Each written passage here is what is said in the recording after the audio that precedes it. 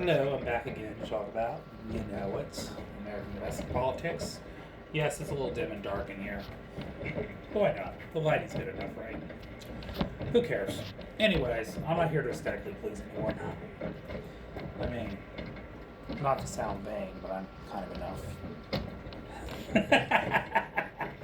Add a little comedy to this video. Even though I'm talking about serious crap. Anyways, well, it turns out you just realized ICE that effectively murdered Alex Preddy. Turns out it was a targeted assassination. So apparently they had a run-in with him a week prior, and they broke his ribs, and then he went back and protested. So now it's not any incrimination to him.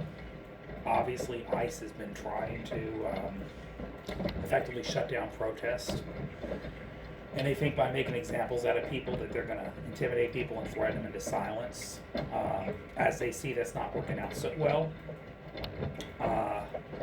No, you're actually angering people more, and you're sowing anger and division further in this country, and fear. But fear does not necessarily make people hide. Fear causes people to act out. So they're trying to scare people into silence and intimidation.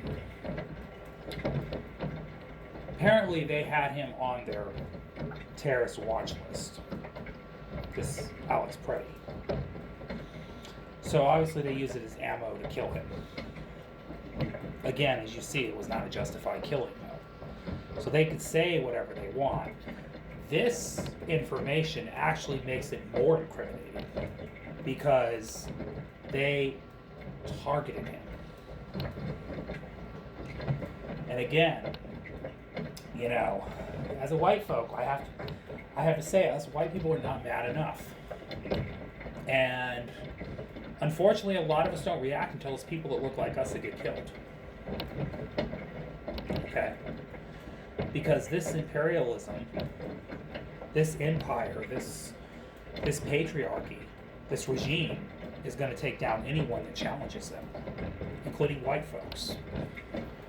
So, you know, I read further in the story about his background, but it turns out he got more involved with the protests recently because he was concerned about the country.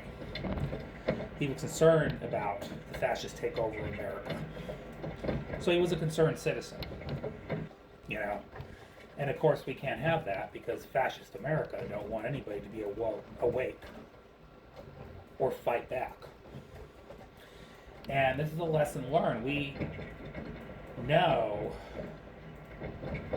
that, and like I said before, if you defend this kind of government, just understand you're effectively taking a contract and signing it in pledge, saying it's okay to have a police state that's going to encroach on our liberties.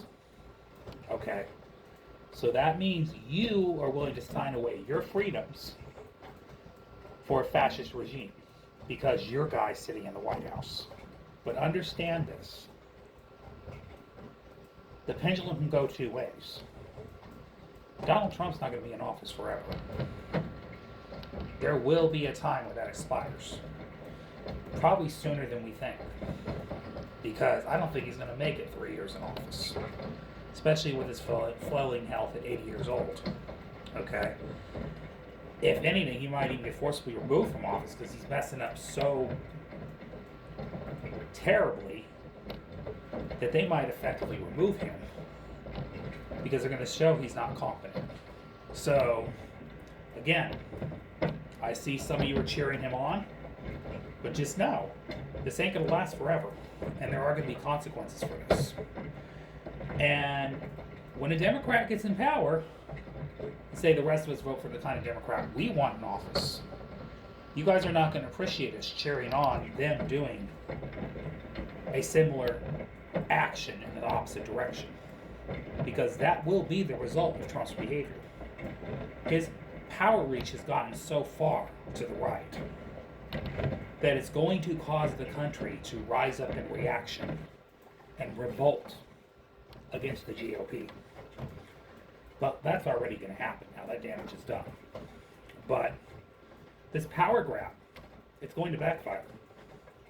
It's going to anger a lot of people. And the most angry people are going to vote. Okay? And they're the most engaged. So, when a Democrat gets in office in 2028, I'm not saying if, it'll be when. It'll be a Democrat far more aggressive than the past 8,500 Democrats we voted for. I can tell you that right now. And they will win because Donald Trump made it twice. And people are going to vote the opposite direction as a result of Trump. The pendulum's going to swing. And whatever they implicate, remember, Trump already destroyed the guardrails of democracy with his actions. He showed he can do whatever he wants. The next person who gets in office will also be able to do whatever they want. That will be the consequences of Trump's behavior. So defending abuse of power and attacking people's civil liberties and freedoms and targeting people that you personally don't like or agree with is effectively destroying checks and balances. It's destroying the Constitution. Okay? They're destroying the Constitution, effectively taking away our Fourth, First, and Second Amendment rights. All right? Which is ironic that pro-gun conservatives are now saying that protesters shouldn't have guns. And now that Trump wants to do a national gun ban. That's quite rich coming from the right, considering that they fear-mongered about Democrats doing that, when all Democrats called for was sensible gun control. Okay. Now, there's nuanced discussions about how to approach that issue. I understand people value their right to bear arms. Nobody ever really talked about taking that away. Now, we may have had a few people in the Democratic Party that were very strong on gun control, but they were not the majority. And it wasn't really about ideology. I can tell you one of the most pro-gun control Democrats we had in office was Dianne Feinstein from California, who passed away a long time ago. She was not the most liberal Democrat, though. She was very moderate. She was a very centrist corporate Democrat. Not my type of Democrat either. She was very pro-war, pro-corporate. You know, definitely not my type of Democrat. But she was very left-wing on guns. I will say that. I'm not even where she's at on the gun issue. Was on the gun issue. Okay, I understand this is a touchy subject. But for the President of the United States, any president, I don't care who, to come out and say, I'm going to take everybody's guns away because people that politically oppose me have guns. I'd like to know where the NRA's at right now, because suddenly everybody got quiet. The idea that a president of the United States would actually threaten to take away people's guns. And guess what? Ironically, it's coming from the right and it's coming from Donald Trump. Well, you guys didn't want gun control, so guess what? Everybody's now going to effectively access a weapon.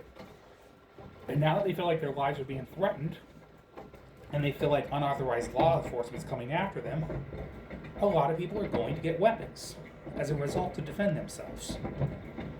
Especially if they're going to a protest and putting their life in danger. So the idea that you guys are justifying the murder of Alex Preddy because he had a gun? Are you serious right now? No. Again, that further incriminates your argument. It was a targeted killing by ICE. Okay? End of story here. There's nothing you can disprove here. The evidence is out. You can try to spin it any way you want, but facts are facts. Alright. And that's just reality. But we need to take this more serious because this is effectively the powerful, the militarized government going after its own citizens. That's the key issue here. It's not about ideology. Okay. That's all I'm going to say in this video. See you guys later. You have a great night. Have a great day. Love you all. Goodbye.